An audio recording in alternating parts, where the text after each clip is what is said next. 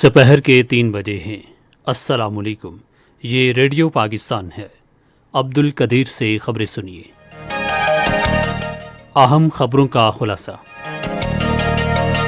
وزیراعظم نے ماضی میں شاہراہوں کے منصوبوں میں کی گئی بدعنوانی کی تحقیقات کرانے کا اعلان کیا ہے۔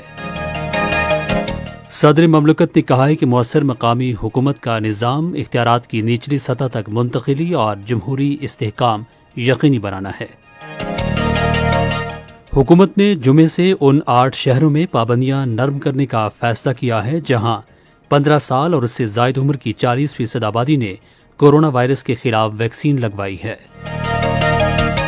مشیر تجارت نے کہا ہے کہ رواں مالی سال کے لیے برآمدات کا ہدف $38 ارب مقرر کیا گیا ہے۔ بھارت میں بھارتیہ جنتا پارٹی کی حکومت ملک کو ایک ہندو راشٹر میں تبدیل کرنے کے لیے کام کر رہی ہے۔ وزیر اطلاعات نے انگلینڈ کرکٹ بورڈ کے آئندہ سال پاکستان کا دورہ کرنے کے اعلان کا خیر مقدم کیا ہے۔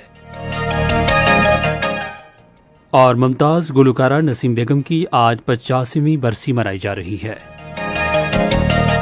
اور اب خبریں تفصیل کے ساتھ۔ وزیر اعظم عمران خان نے ماضی میں شاہراہوں کے منصوبوں میں کی گئی بدعنوانی کی تحقیقات کرانے کا اعلان کیا ہے۔ اور اسلام آباد میں بلوچستان کی شاہراہ جھل جھاؤ بیلا کا سنگ بنیاد رکھنے کی تقریب سے خطاب کرتے ہوئے انہوں نے کہا کہ وفاقی تحقیقاتی ادارے کو شاہراہوں کی تعمیر کے منصوبوں میں بدعنوانی میں ملوث عناصر کو بے نقاب کرنے کی ذمہ داری سونپی گئی ہے۔ وزیر اعظم نے کہا کہ موجودہ حکومت کے دور میں ماضی کی حکومتوں کے ادوار میں مکمل کیے گئے شاہراہوں کے منصوبوں سے کم لاگت آئی ہے۔ انہوں نے کہا کہ 2013 میں شروع کیے گئے منصوبوں کے مقابلے میں ہم 4 رویہ سڑک پر 20 کروڑ روپے کم خرچ کر رہے ہیں۔ وزیر اعظم نے کہا کہ اس سے یہ ظاہر ہوتا ہے کہ ماضی میں ٹیکس دہندگان کی کتنی رقم کی لوٹ مار کی گئی۔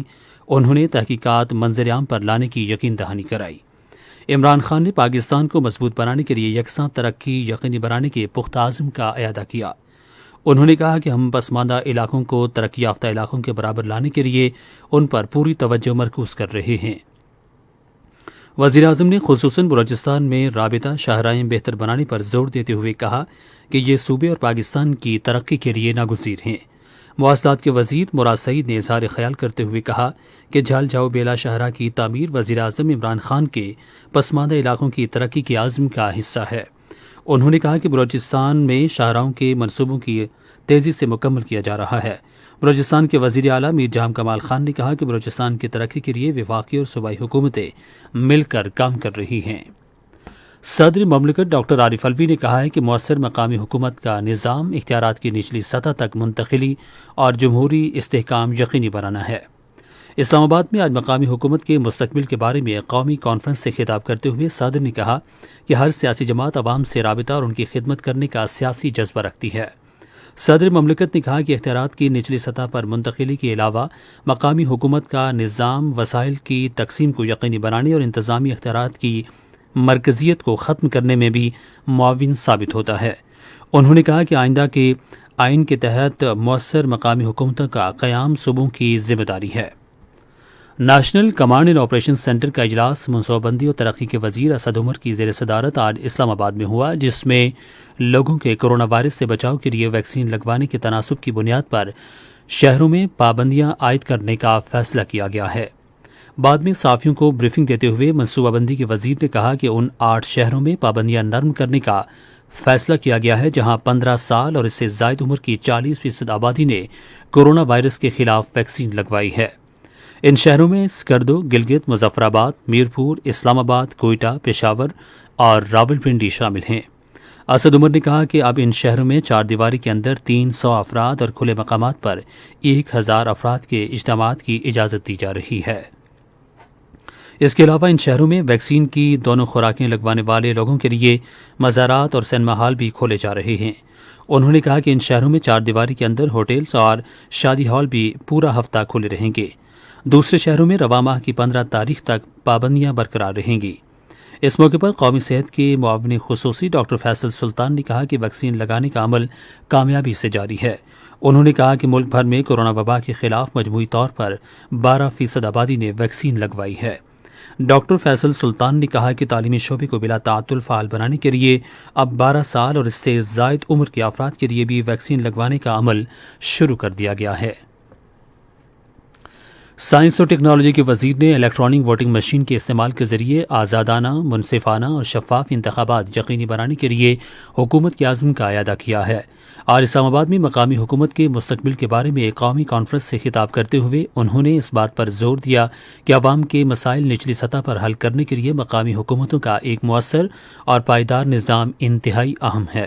وفاقی وزیر نے کہا کہ وزیر اعظم عمران خان نے ہمیشہ بلدیاتی نظام حکومت کی حمایت کی ہے۔ یہ خبریں آپ ریڈیو پاکستان سے سن رہے ہیں۔ مشیر تجارت عبدالرزاق داؤد نے کہا ہے کہ متعلقہ فریقوں سے مشاورت کے بعد رواں مالی سال کے لیے برآمدات کا ہدف $38 ارب مقرر کیا گیا ہے۔ آج اسلام آباد میں ایک کانفرنس سے خطاب کرتے ہوئے انہوں نے کہا کہ ہم $40 ارب کے ہدف کے حصول کی کوشش کریں گے۔ عبدالرزاق داؤد نے اس اعتماد کا اظہار کیا کہ صنعتیں اور کاشتکار برآمدی ہدف کے حصول کے لیے اپنا کردار ادا کریں گے۔ مشیر تجارت نے کہا کہ کاشتکاروں سمیت مختلف صنعتوں کو سہولت فراہم کرنے کے لیے آئندہ بجٹ میں قیمتوں کو مزید معقول بنایا جائے گا۔ نوجوانوں کے امور کے بارے میں معاون خصوصی عثمان ڈار نے کہا ہے کہ نوجوانوں کو اپنا کاروبار شروع کرنے کے لیے کامیاب جوان پروگرام کے تحت اب تک $20 ارب کے رعایتی قرضے دیے گئے ہیں۔ آج اسلام آباد میں ایک تقریب سے خطاب کرتے ہوئے انہوں نے کہا کہ مزید $26 ارب کے قرضے فراہم کرنے کی بھی منظوری دی گئی ہے۔ انہوں نے کہا کہ ہماری انتہائی کوشش ہے کہ نوجوانوں کو بااختیار بنایا جائے۔ بھارت میں بھارتیہ جنتا پارٹی کی حکومت ملک کو ایک ہندو راشٹرا میں تبدیل کرنے کے کام پر کام کر رہی ہے۔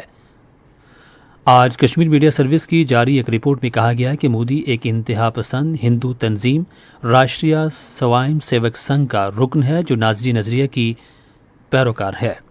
رپورٹ میں کہا گیا کہ مودی کے 2014 میں اقتدار میں آنے کے بعد سے بھارت میں فسطائیت کی لہر میں اضافہ ہوا ہے۔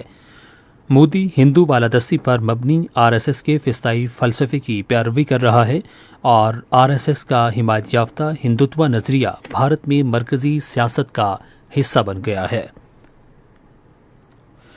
امریکہ کی قومی سلامتی کے مشیر جیک سلوین نے ریاض میں سعودی عرب کے ولی عہد شہزادہ محمد بن سلمان سے ملاقات کی ہے۔ انہوں نے یمن میں جنگ اور مشرق وسطی میں بڑھتی ہوئی کشیدگی پر تبادلہ خیال کیا۔ فریقین نے تمام متعلقہ فریقوں کے ساتھ سفارتی روابط بڑھانے پر بھی اتفاق کیا۔ اطلاعات و نشریات کے وزیر چودھری فواد حسین نے انگلینڈ کرکٹ بورڈ کے آئندہ سال پاکستان کے دورے کے اعلان کا خیر مقدم کرتے ہوئے اسے خوش آئند قدم قرار دیا ہے۔ آج ایک ٹویٹ میں انہوں نے کہا کہ پاکستان ایک بار پھر ایک مضبوط اور طاقتور ملک بن کر ابھرا ہے۔ وفاقی وزیر نے پاکستان کرکٹ کے لیے حمایت کرنے پر کرکٹ کے کھلاڑیوں، سفارتکاروں، ذرائع ابلاغ اور دنیا بھر میں کرکٹ شائقین کا شکریہ ادا کیا۔ ممتاز گلوکارہ نسیم بیگم کی آج 85ویں برسی منائی جا رہی ہے۔ وہ 1936 میں امرتسر میں پیدا ہوئیں۔ انہوں نے پاکستانی فلموں کے لیے پنجابی اور اردو کے سینکڑوں گیت گائے۔ نسیم بیگم ان پاکستانی گلوکاروں میں شامل ہیں جنہوں نے بھارت کے خلاف 1965 کی جنگ میں جذبہ حب الوطنی پر مبنی نغمات کی گائیگی کے ذریعے شاندار خدمات انجام دی۔ وہ 1971 میں آج ہی کے دن انتقال کر گئیں۔ ریڈیو پاکستان آج تیسرے پہر 4:05 پر اپنے قومی پروگرام میں نامور گلوکارہ نسیم بیگم کی برسی کے سلسلے میں ایک فیچر پروگرام نشر کرے گا۔ موسم۔ محکمہ موسمیات کی پیشن گوئی کے مطابق آئندہ 12 گھنٹے کے دوران ملک کے بیشتر بالائی اور وسطی حصوں میں موسم زیادہ تر گرم اور خشک رہے گا، تاہم سندھ، جنوبی پنجاب، جنوبی بلوچستان، کشمیر اور اس سے ملحقہ علاقوں میں کہیں کہیں تیز ہوائیں چلنے اور گرج چمک کے ساتھ بارش کا امکان ہے۔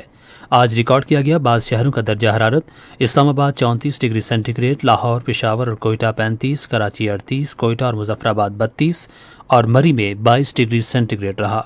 بھارت کے غیر قانونی زیر قبضہ جموں کشمیر میں محکمہ موسمیات کی پیش گوئی کے مطابق سری نگر، لیہ، پلوامہ اور شوپیاں میں مطلع ابر آلود رہے گا، جبکہ جموں، اننت ناگ اور بارہ مولہ میں مطلع جزوی طور پر ابر آلود رہنے، تیز ہوائیں چلنے اور گرج چمک کے ساتھ بارش کا امکان ہے۔ آج ریکارڈ کیا گیا زیادہ سے زیادہ درجہ حرارت سری نگر، پلوامہ اور بارہ مولہ میں 28 degree centigrade, Jammu 33، Leh 20، Shopian اور اننت ناگ میں 26 ڈگری سینٹی گریڈ رہا۔ خاص خبروں کا خلاصہ ایک بار پھر۔ وزیراعظم نے ماضی میں شاہراہوں کے منصوبوں میں کی گئی بدعنوانی کی تحقیقات کرانے کا اعلان کیا ہے۔ صدر نے کہا ہے کہ مؤثر مقامی حکومت کا نظام اختیارات کی نچلی سطح تک منتقلی اور جمہوری استحکام یقینی بنانا ہے۔ وزیر اطلاعات نے انگلینڈ کرکٹ بورڈ کے اگلے سال پاکستان کا دورہ کرنے کے اعلان کا خیر مقدم کیا ہے۔ اور ممتاز گلوکارہ نسیم بیگم کی آج 85ویں برسی منائی جا رہی ہے۔ اسی کے ساتھ خبریں ختم ہوئیں۔ مزید خبروں اور تجزیوں کے لیے آئیے ہماری ویب سائٹ پر، پتہ ہے radio.gov.pk، اور فیس بک کے link radio Pakistan news official پر براہ راست ویڈیو سٹریمنگ بھی